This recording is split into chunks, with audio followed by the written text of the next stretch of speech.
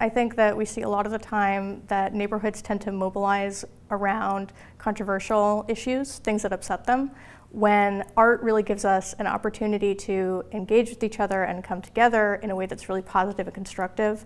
Then we can have our first interactions with each other, and they're really, really joyful interactions. And I think that that's really important. Funding for this program comes from the Roanoke Cultural Endowment, roanokeculturalendowment.org, the City of Roanoke through the American Rescue Plan Act, with additional support from the American Advertising Federation of Roanoke.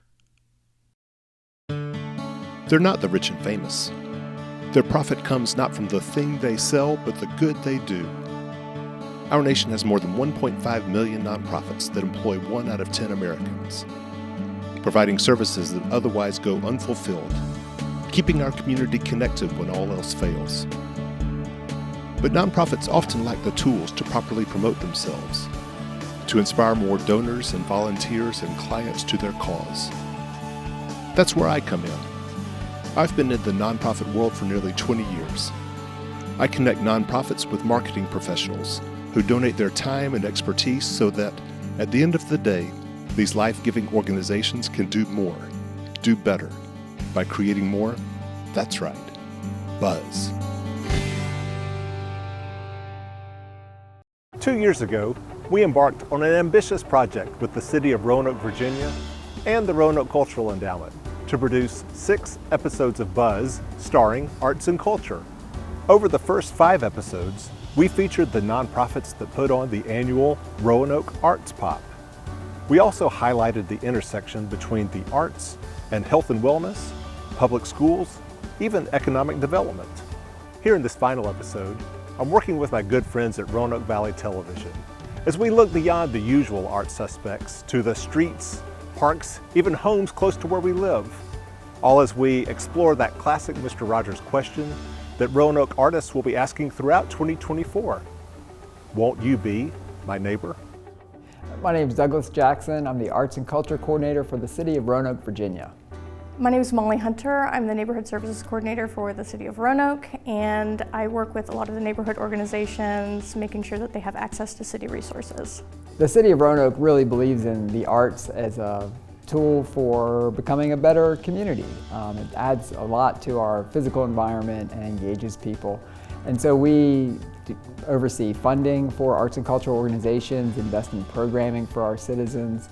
We oversee the public art program, so we have sculpture on the streets, we've got two-dimensional artwork inside buildings, and then we oversee planning for arts and culture and ask the question, how can we do more with the creativity we have in our community?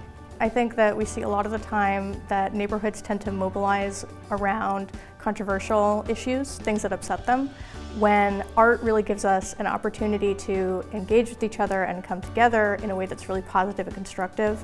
Then we can have our first interactions with each other, and they're really, really joyful interactions. And I think that that's really important.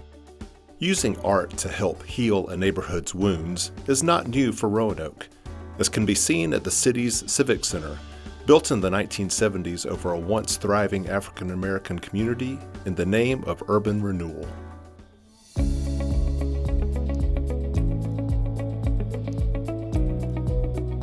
We are here to honor the community of Old Northeast. This community where the Berglund Center is now used to be a thriving community of African Americans in the Northeast area. And the nickname of this community by many of the people who lived here, the nickname was Tank Town. So we are here to honor those people.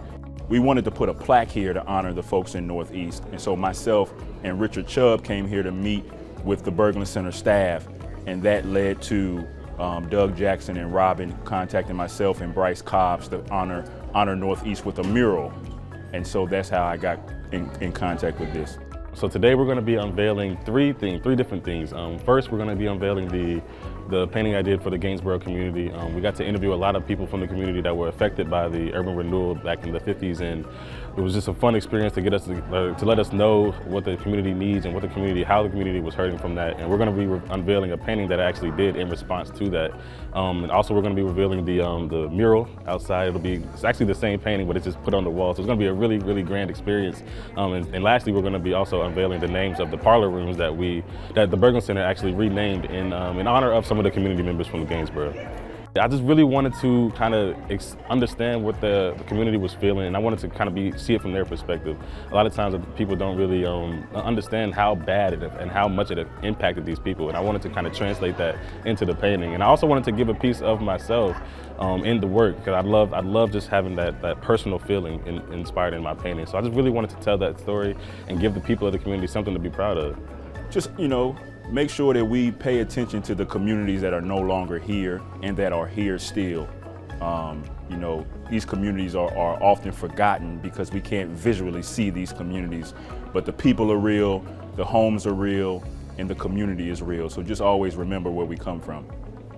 There's also the Empathy Project public art show that shares the stories of those who have suffered loss from gun violence. The Empathy Project, man, we finally launched it. I'm excited about it. The families are excited. We had a great turnout. It's just exciting. It's really exciting for people to know and learn more about this project. The idea or the mission was to find those individuals who are gang involved and service them. So as I'm going through the community to try to find these individuals, I'm running to victims. The victims, victim after victim after victim. I just don't leave them there, so I listen to their story. I'm like, man, this is really impactful. And I ask, who's come to your house to support you? No one. So you're here struggling with this alone. We as a community got to do better.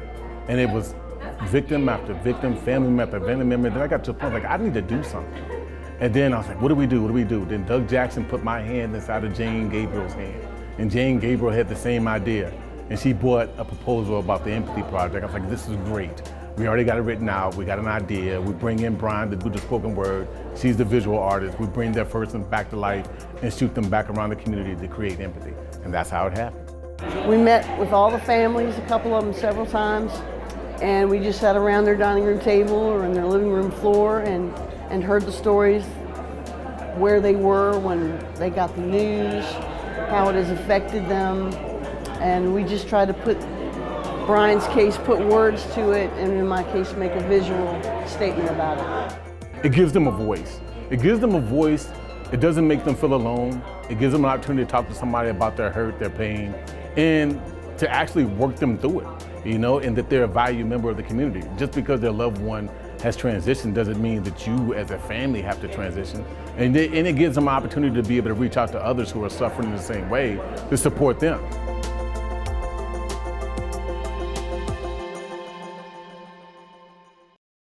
Neighborhoods have long been a building block for a strong community. And I heard the mayor the other night say, if we have strong neighborhoods, we have a strong city. And we really believe in that. And the arts are more than kind of two-dimensional products or three-dimensional products. The arts are a process, and creativity is a process. And we really want to draw on that process and grow that process throughout our community. We believe that everybody's creative, and if we are focusing that creativity on the world around us, on our neighbors, on being the best place that we can, we think we can achieve anything. Doug Jackson is amazing. I'm really lucky. I've been in this position for 4 months, and I got here and I'm just kind of like hanging on to Doug's coattails. He has really set up an amazing group of people, and the fact that I'm getting to step into this role and benefit from all of the hard work that he has already done, I'm very, very grateful. He's amazing. So we're asking artists to kind of step out there. We're going to put a call out this fall, and we're going to say, artists, how could you use your arts to make a neighborhood a better place? And the idea is that we'll have then content, we'll have engagements, performances, workshops, that a neighborhood can say, hey, we want to dance together or learn how to dance together and then dance together and see where that takes us. I hope that we get more requests than we can keep up with. It's something that I'm going to be, and already am, pushing really hard with all the neighborhood organizations that I already have contact with. I know that it's something that they're really interested in doing, especially as we're trying to engage younger people in our neighborhood organizations. Having activities that kids can do is really important and really, really exciting. We've got a lot of confidence in our artists. We've got confidence in our neighborhoods that they're going to take advantage of this. But what we really need are the marketing tools to connect the artist with the neighborhoods. To help Doug Jackson and the city get some buzz for Arts Connect Neighbors, I reached out to my good friend John Anstey, co-owner of Anstey Hodge Advertising. I'm John Anstey. I'm the president of Anstey Hodge Advertising Group here in Roanoke. We're a full-service digital marketing agency, about 20 people strong. We specialize in senior living marketing, and we're a Google partner agency. Since we got started back in 2003, we've always been committed to the arts. My business partner, David Hodge, has a Bachelor of Fine Arts. I'm a business guy. You don't want me doing the art, but I have a great appreciation for art. And all the members of our team on the creative side are really artists. But since we've gotten started, we've worked across the board, from performing arts to donating services to Mill Mountain Theater, to fine arts at the Taubman Museum of Art, as well as the Eleanor D. Wilson Museum out at Hollins University. I love the idea of the project of Arts Connect Neighbors. I think art is vitally important, and I think it's something that brings people together, regardless of your economics, background. I think it's a great project. We're excited to get behind it. And I think it does. I think it connects people, and it's a great opportunity to get people together, and using art as a tool to do that, I think is wonderful.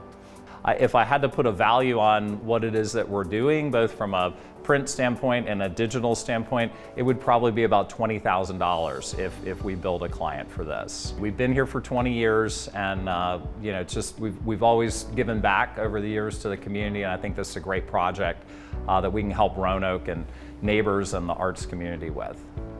So we hope to produce a catalog, an online catalog, and an actual paper catalog, where a group of neighbors who they might be used to working together, they might have worked together in the past, they might be new to each other, can sit down and look at the catalog and kind of dream a little bit. And we've got resources at the city where we will pay the artist to provide that engagement, the workshop, the performance. We're rolling our sleeves up and showing ourselves what the arts can do to create stronger neighborhoods. So this is really a meaningful process. We want to get as many people as engaged and dreaming about it as possible. And very importantly, we want to have a lot of fun doing it. We're excited to work with you. Just hearing about the project and arts connecting neighborhoods, it's right up our alley. I mean, at our core, we're an arts organization, just commercial arts. And I think with some marketing strategy behind this and some other ideas and maybe some digital advertising that we can do for you as well, Doug, that we'll make this a success. And we'd love to see you have the inaugural year in 2024 and then continue that. So we're excited. Anstey Hodge is excited to work with you. Team, I have been smiling this entire time. When we thought about what this might be, it's just a little bit of a dream. But talking to you, I can see this coming to life in a really spectacular way. So thank you for all you're putting into this. While the Anstey Hodge team got to work marketing the program, I got to work visiting some of its people and places.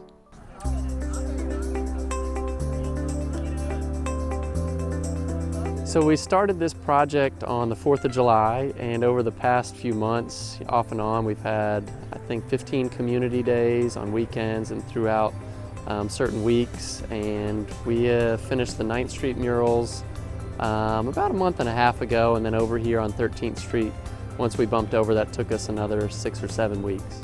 So the overall vision was to create an experience that was unique to Roanoke in terms of what art has looked like and what it can look like for our area.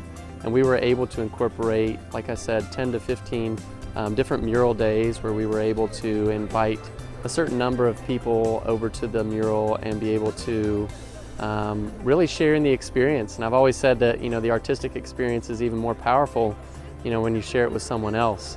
And so that unique vision that the city had was something that complemented what I wanted out of this project very nicely. So if you look at the murals, both 9th Street and over here on 13th Street, we did have streets of Southeast and downtown Roanoke that are featured within the murals, so people can come pick out and see, where they live, what street they might live on, since it is something that I wanted to be engaging to the community.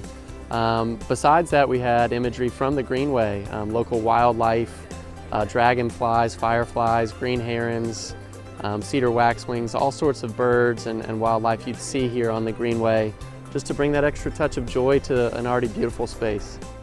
1, 2, 3.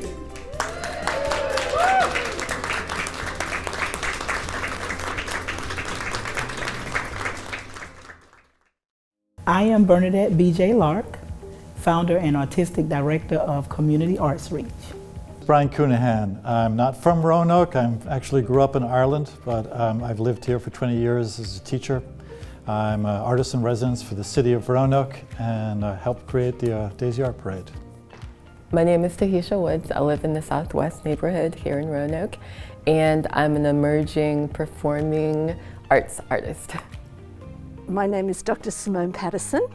I was born and educated in Australia, and I came here in 2004 and became an American citizen in 2011.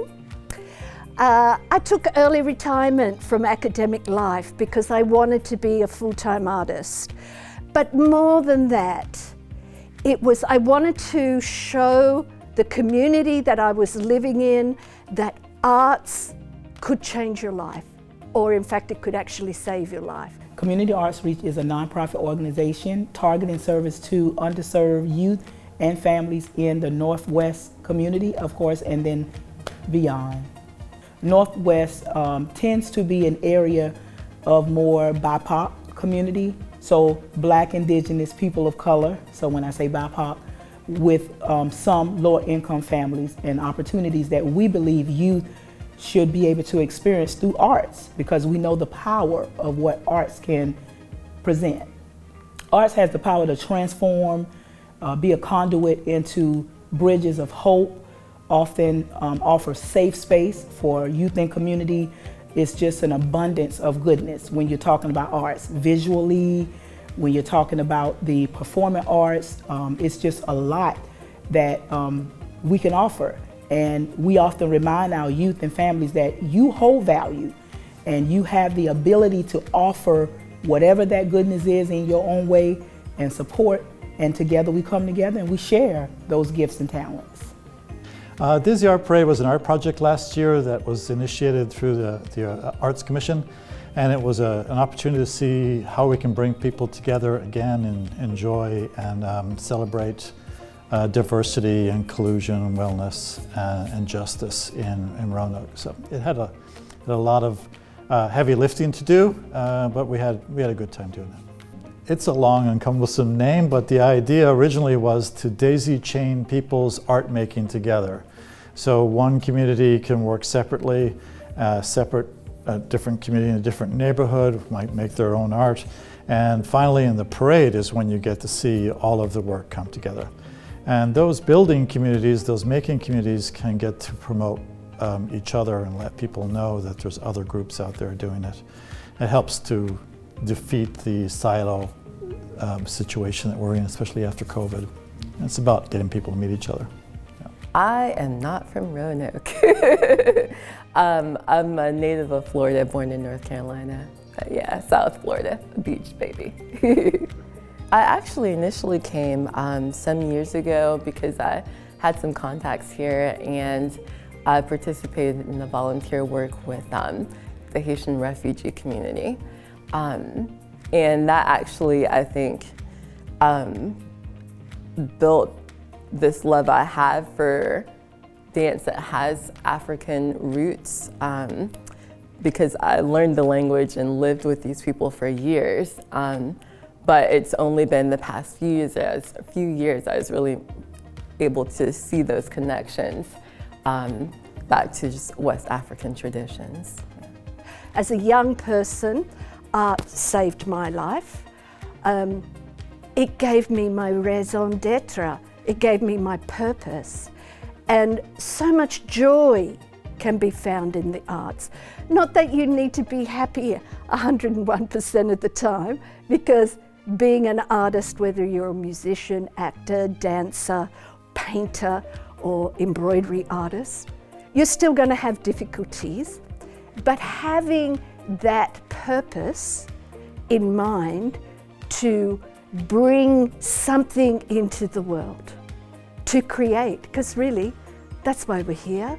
And why not do something that makes the community a better place, a stronger place, a safer place, a happier place? So with Arts Connect, I'm planning just to do a continuum of some of the work we've already been doing.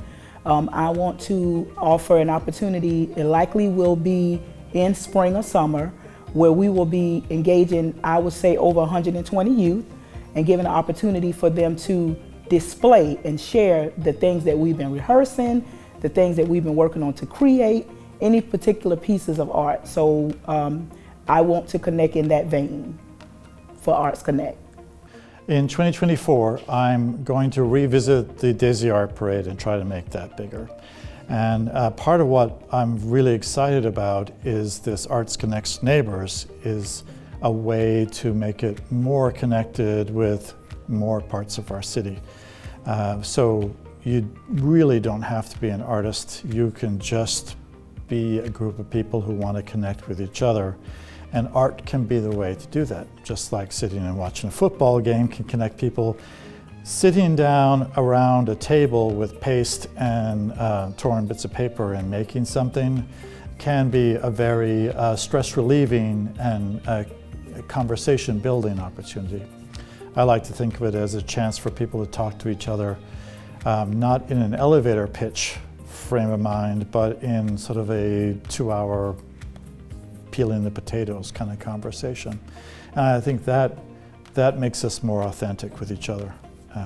We don't have to present what our angle is, and we can become relaxed and more vulnerable and open to have people meet us as people. For 2024, actually, my presentation or workshop series is called You Belong in This Circle, African Collective Dance. And it really harkens back to the ancient wisdom traditions of West Africa, where the whole community would gather for various events, and dance was integral to these events. And everybody was welcome in the circle, everyone had a place there. For some dances, anyone could participate. And it just inspires a feeling of togetherness and connectedness that I think our community could only grow and benefit from. So Ukestra is part of the Arts Connect catalogue. It's a 5-week course for people who have never played a musical instrument before but have always been dying to. If guitar has been too hard, ukulele, the instrument for you. Ukestra, adult only, ukulele orchestra. We usually do a Christmas concert and we march in the Daisy Art Parade, and it's just about having fun and making connections. And yeah, sure, you might be a bit embarrassed, but we all are, because we all sing out of tune sometimes, but we do have fun.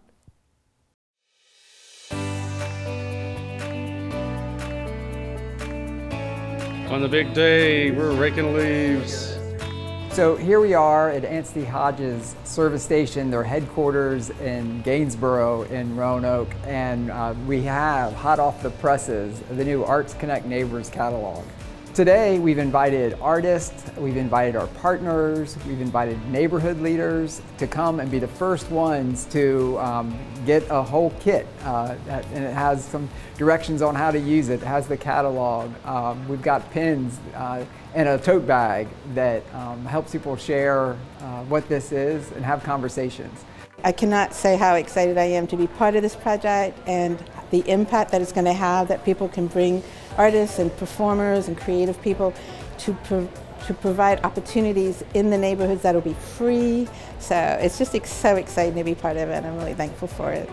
I'm really excited for Art Connects Neighbors to use some of these local artists to help draw out maybe different people in the neighborhood and give them a safe space where they can get to know each other and learn each other's names and just be a more united community.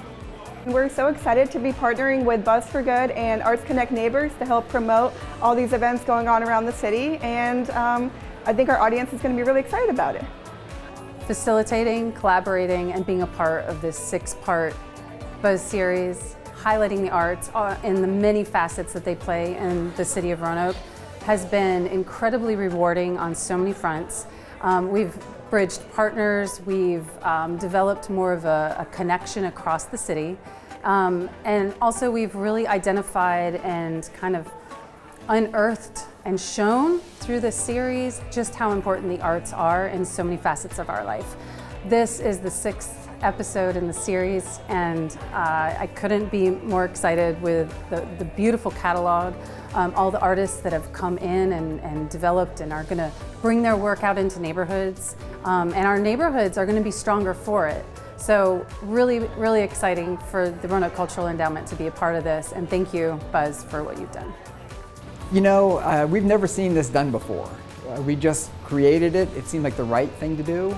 So this is one big experiment, and we've got a lot of people involved in it. And we can't wait to see how it activates neighborhood leaders that never imagined themselves as neighborhood leaders. We can't wait to see the connections between arts organizations and neighborhoods. We really don't know what's going to come out of this, and that's where some of the great excitement is.